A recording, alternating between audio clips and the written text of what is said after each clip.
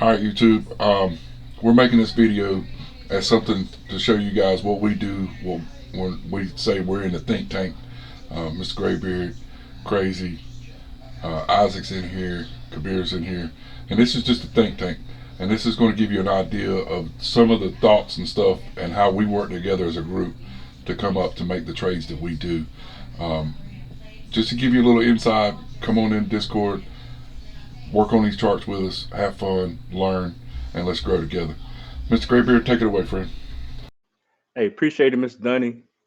So, hey, here's just a overall assessment of what we've gone through December 22 up until now. And this is from a perspective of Elliott Wave. So I'm on this monthly close right now. And we were speaking earlier after we had that nice run up to like 49K on how we thought the month would end. And this rectangle kind of represents what I was anticipating at the time. However, a more realistic view would be something like a close above 45,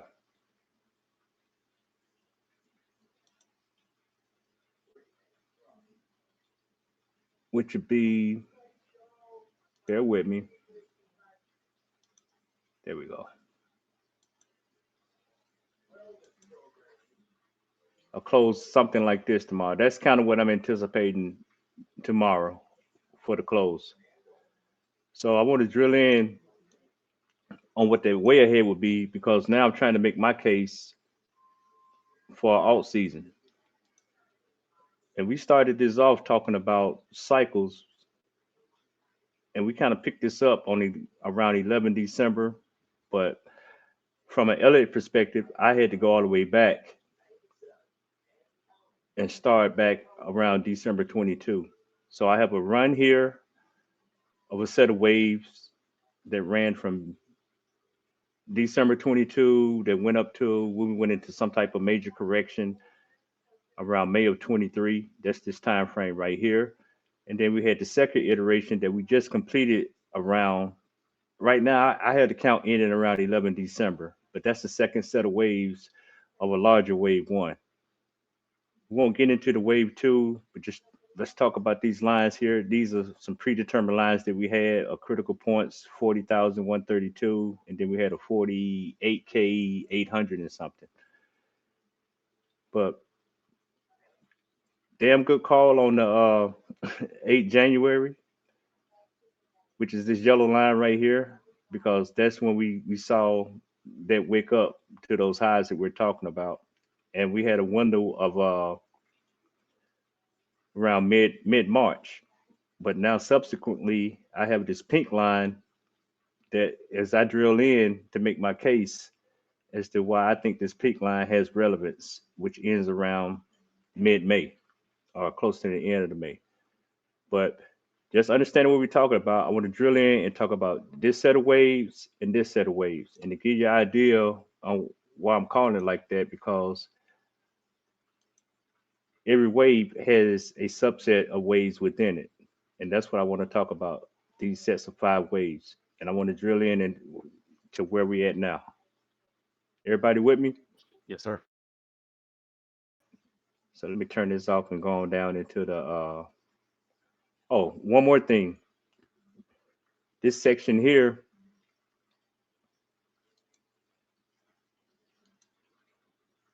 because we had consensus about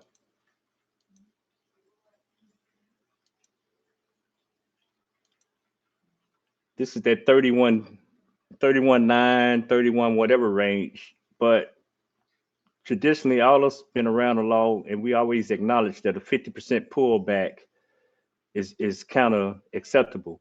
So when we're talking about a major wave one and we're expecting a major wave two, at a minimum, we're going to expect a 50% pullback, which is going to happen in this range where this correction happened here, which is around that area of let's just say from the 31 to 31.9 range down to let's say maybe 27. And we can get in and do field analysis on that. But I thought that was kind of significant that this would be most plausible area and why all of us agree so easily on a pullback to this range. Mm-hmm. So let me go and shut that down.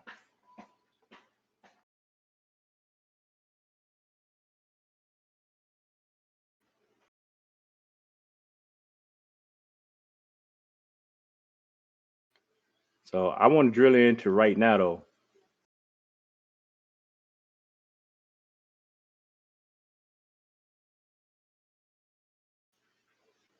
You see, we're experiencing a nice pullback right now on the 4 hour. I'm gonna turn on some graphics.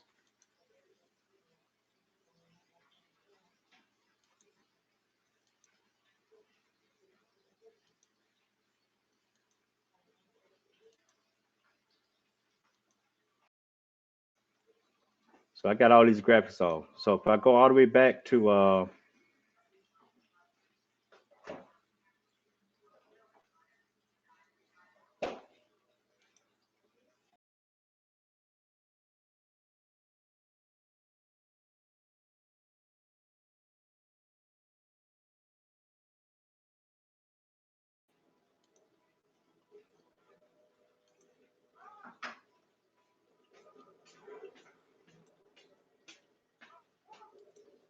I want to get back to the first wave.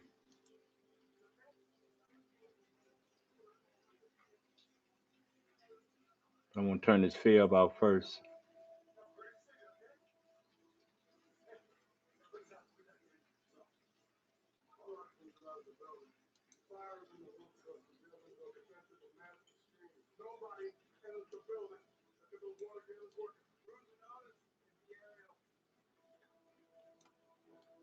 So on the 4 hour, this is a megaphone of that first set of waves.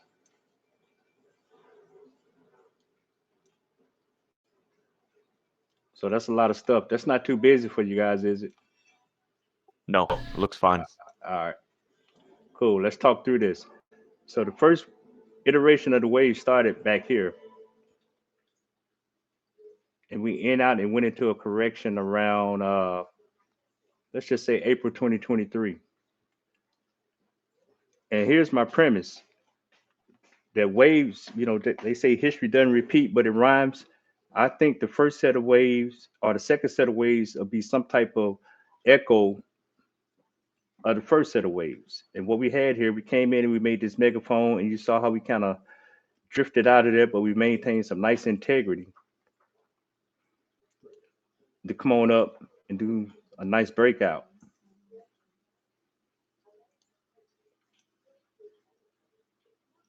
Keep an eye on this point right here because this is where we kind of fell out of the megaphone and shot right back in there. And you did a 60% run. Mm-hmm. I thought that was pretty good. Then we went into a correction. I think this correction is significant because I think this is where we're at now.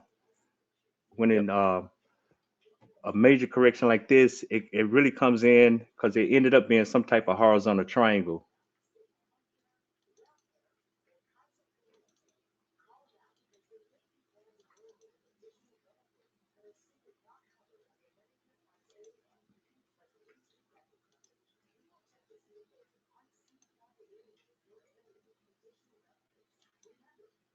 That lost, broke out again, went into a B wave. But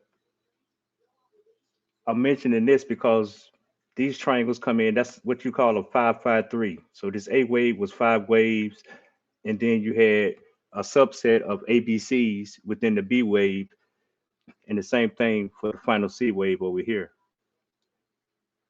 Then we went into our second set of waves, what we saw in the monthly of this major wave, where you kind of came up, we had a nice little symmetry there.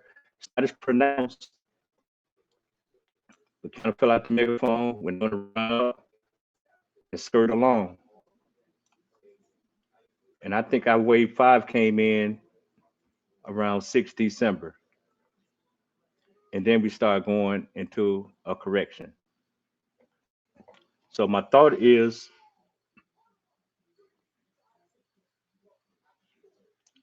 this major correction started back at this time,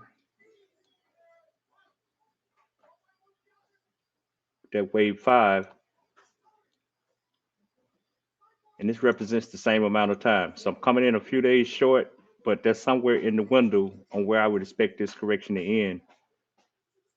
But what's even more significant, that move back there was a 60% move.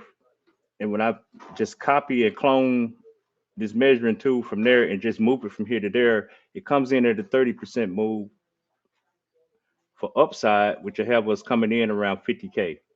That is So the 786 retrace as well on log 50,200.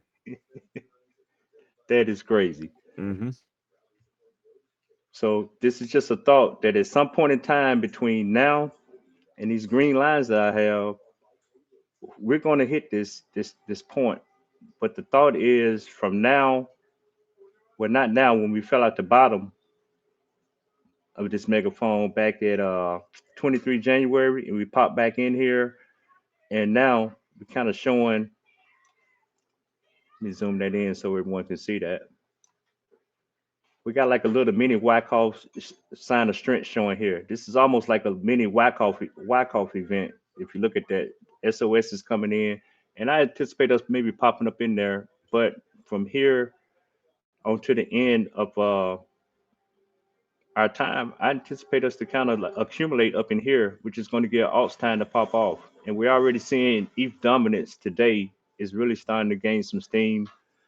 And after ETH dominant comes in, I expect some more top 10, top 100 guys to come in and do their thing. So right now, I pause for any rebuttals, rebukes, or opposition views. I mean, I'm right there with you. I think that there's a lot of good stuff there that you just mentioned. There's a lot of evidence there. And another thing, a comment, I guess, would be, we know that the FOMC meeting in May is around the 20th. So that lines up in that little area that you got there with that vertical line somewhere in May. Yeah, I don't know if I can even get to it on the, but I'm tracking with you, Mr. Crazy. I don't know if I can get to it on there. But here's one last thought on that. I threw this fib on here, which is really just a fib from March. I'm sorry, I meant to say March. My bad. Go ahead. I think I had this fib from here to here, and I thought this was kind of unique. Oh, let me put it back where I had it. But this full measured move comes in. No, that's not the fib.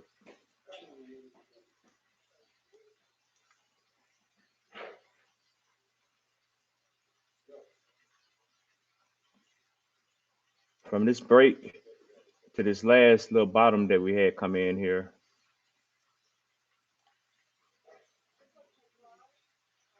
a full cycle would be about 60K. But what's most probable is right here at the 2618 is about 52. So that's what I'm sticking with. 52 will be the top of this move. Makes a lot of sense. So we do have, I know we got some conflict with us breaking this low because we did breach down here at the 40,132. So there is a thought that, hey, we won't make that. But I'm looking at that. That was just a wick. It wasn't a close. It wasn't a wick. But we did have a break of structure right there. But I'm still kind of in the ballpark that we can see a peak around this 52 zone. But above all, I would like to see us from this point on to around end of February. That's what I want to call our out season. And then we're going to start some type of decline around March into, let me see if I can get to, nah, see, I can't even pick it up on here. Let me see if I can get it on the daily. Yeah, you can go daily and do it. Yeah. So I would expect that decline to come in from somewhere around the first week of March to 11 May, and that's where we will see that pullback, that number we were talking about of that 31.9 number. Good stuff. Good Okay. stuff. Good stuff, man. Anybody got any questions before I go rolling? Nope. Yes, sir. Thank you. Loved it. Thank you, Mr. Graybeard. So, just to go on, throw confluence with all that. Let me get mine pulled up here. Let me get my crayons out.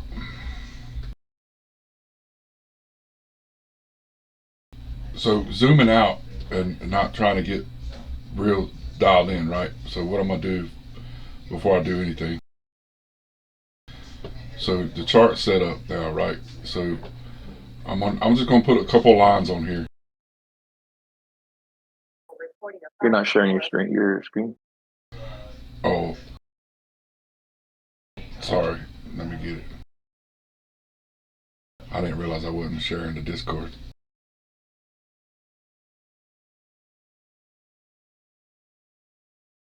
I'm recording, so it was on there.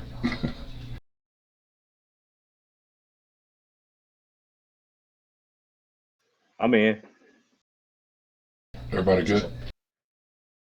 I'm in now. So,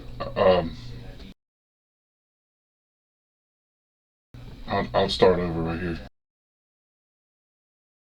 If I just go to this line, which will be this 1 to 2, right?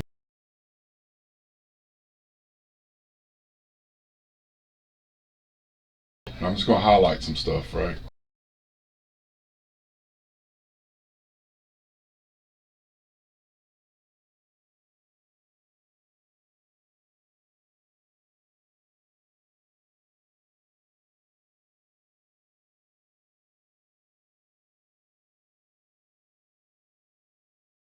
So the reason I highlight those is because they're very important.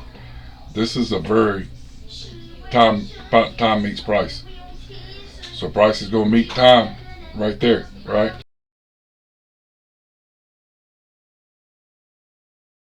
So when we look at levels like this, these key areas, these 1-to-1s, and then you got a 1 to 2 up there, they're strong points in the chart. And you have to go back to Ganzilla to see that, and you'll understand the correlation between the two. So right now this looks like a whole bunch of, I'm going to zoom in a little bit. So if you go back to like what Mr. Graybeard was saying there, I'm going to do it with the crayon just so you'll see what it looks like with a crayon. So that mark there takes us, that line sets us at about 48.6 ballpark, right? And we've got vertical timing that comes in on February 9th. So this vertical timing, if we go back in history in these topping structures like this, anytime we do these 4.5-6% candles, comes right back down to support. And you got support right there at 44,250. So then we'll be looking at, we've got this line. Let me put it on.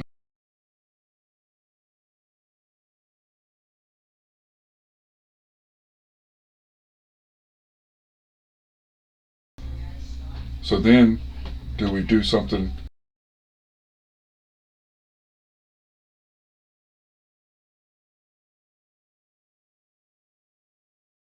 like that right there? Walk over here. Last fake out, right? And then you're coming over here to your line. And you're getting into that second week of March when you're looking at something like that. You could also do something where, you do a fake move back to the top side here.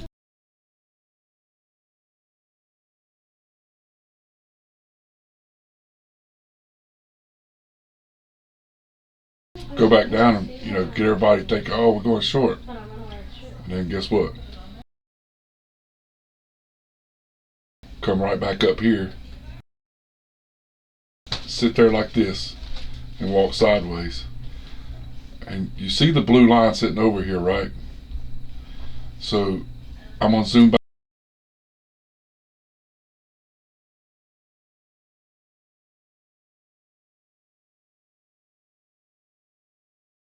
Hey, Mr. Dunny, before you go forward, can I say two things? Sure. Well, Sure. I want to mention two things. I got a 7th February. I got a line there where I think the peak will come in at that 7th February. And that's probably off. But then I have another line of 18th February where I think some type of correction is going to, intermediate correction is going to end. So That would the line correlate that because we I've got vertical, you know, on my other chart that I've got my vertical timing on, I have to go to a different chart for that. But I've got those, the 7th, 18th, somewhere in that ballpark. I got both of those on vertical timing. On where I went back and done the sine wave chart. So I've got those same things, you know. So these dates, you know, we're within a few days of each one of these numbers, right? So finding the correlation between them all, knowing what we should be getting ready for, right?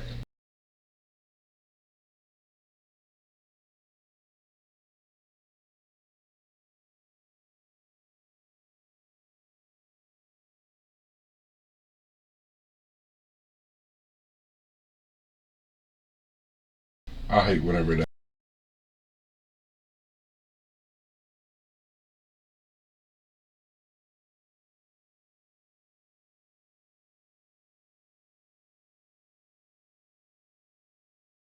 I guess it don't matter if I delete all that, does it? It's a scribbly mess.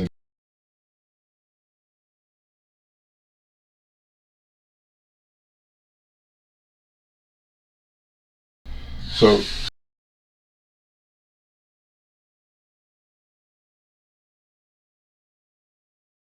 I'm not saying, as you can see, I've got a line up here at 51,389. I'm not going to argue the fact that we can't go up there. So, but my only thing is that right there, that break. And I know Crazy said You went out. when you go look at this one, you broke structure. But I don't. Here's my rebuttal to this breaking structure.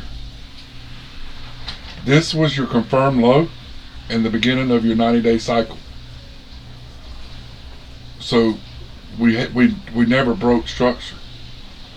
Is my only that would be my only rebuttal to this low was never broken with this pullback, right? Did it break this low? Yeah. Did it break this low? Yes. But I don't look at it as a cycle break for the simple fact that we were outside, you know, we were working in our upside 90-day structure and we didn't break the lowest low of the structure. Does that make sense? Mm-hmm. So did it break two lows? Yeah, it did. But did it break the main structure? No. Right. I think we have a similar thing going on here now. So this is where this, you know, when this low was broken, that low got broke, it done the fake back up, the pull back, the fake back up, the pull back, the fake back up, and then the dump. And how much time is that? Give me 1 second. You tapped your lower high on Bitcoin. That was that wick we just got. 15 days. Okay, yeah, 2 weeks. That's about half of an outrun. I Yes, take sir. that. Yes, sir. I mean, and it's the same thing. You know, when you come back over here and you look at this one, when you look at this low, when it got broke, right? When this low got broke, how long was it?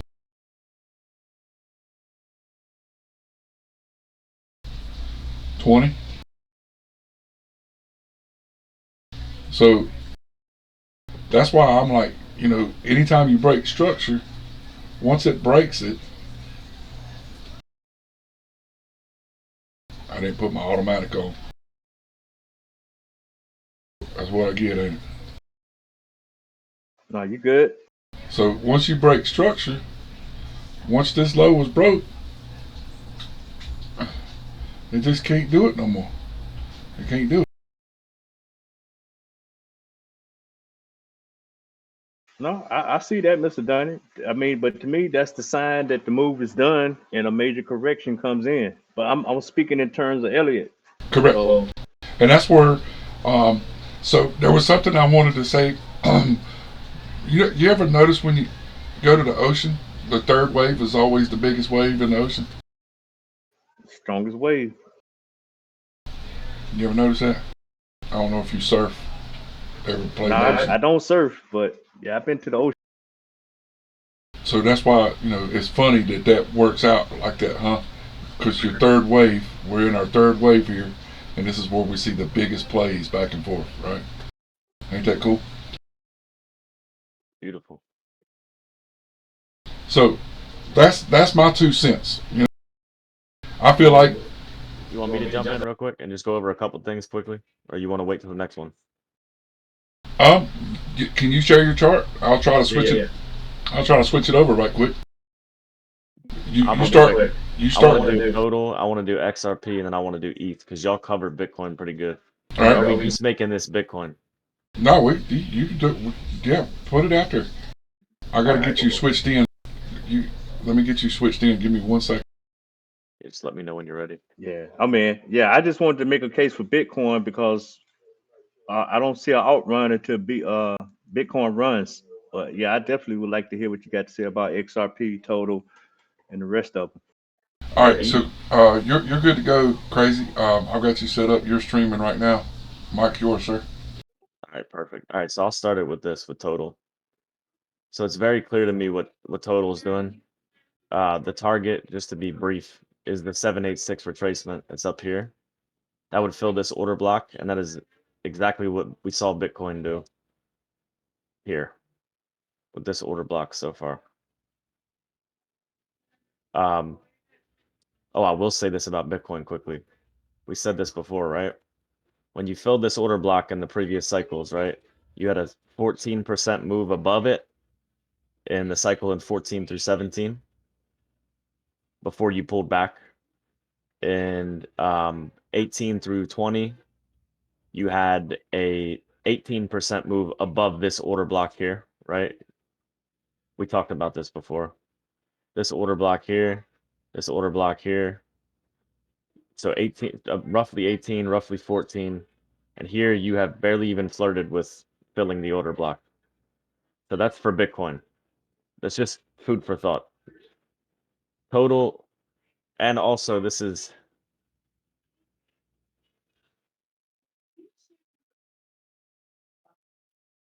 you haven't quite got to your 786 retrace either. I mean, is it close enough? Maybe, but who knows? Anyway, jump into XRP. This is this 50 cent area, specifically 47 through 55, let's just say, is your macro SR, right? Your macro support resistance. Now you battled here, right? You got buyers off of it in the past, right? Back here in 18. Here's your buyers. You gave it up. You back tested it, failed. Back tested it, failed. Then you had this nonsense here. Failed. Came up through it, the buyers arrived, right? You saw buyers arrive here and here. It's a very significant level. Here, rejected. Here, rejected. Here, broke through, saw buyers arrive immediately to the tune of 93 cents, which also perfectly hit your 618 here. That was my 93 was my target. So then came back, you back tested it, you're still making higher lows above this critical level here. This is why I'm very bullish on XRP. This is a beautiful chart. So we'll go to Solana real quick and we'll show what these type of charts do when you're creating higher lows and you're flipping macro resistance. You see this? Macro support. Let me extend this a bit just for visual purposes. So you have this level was proven to be significant in the past, right? Higher low, higher low, higher low. There were people shorting Solana here. And I was telling them, look back here. Higher low, higher low, higher low. What does it do? It gives you the blueprint. It's very clear. So here's your macro support. You crushed it here. This is your Sam Bankman-Fried fiasco, I think. Anyway, somewhere in here, we know that what was going on with this. You gave it up. You rejected 1, 2, 3 times from this critical resistance. You clear it, you're gone. You come up, you hit your 786. So we know the blueprint, right? You have it here as well.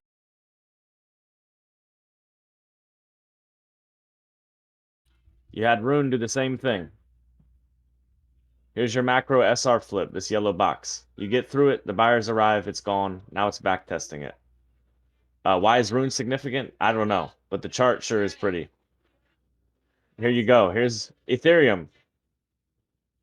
Ethereum is trying to be like Solana. Because it's the same thing, man. Higher lows. Let's jump to the weekly so it looks a little bit more crisp. Higher lows. Ascending triangle into macro resistance with higher lows in this consolidation. I don't know what to say other than how pretty does that look? You did reject at your 618, but that's fine. You're still making higher lows. They're washing buyers out. This candle washed buyers out. I reloaded again. I'm going for here. That's what I want. Just like Solana did. Well, I don't have Solana up, but we saw it hit the 786. And just like your total market cap will probably do, hit your 786. So what's your 786 for XRP? Let's do that.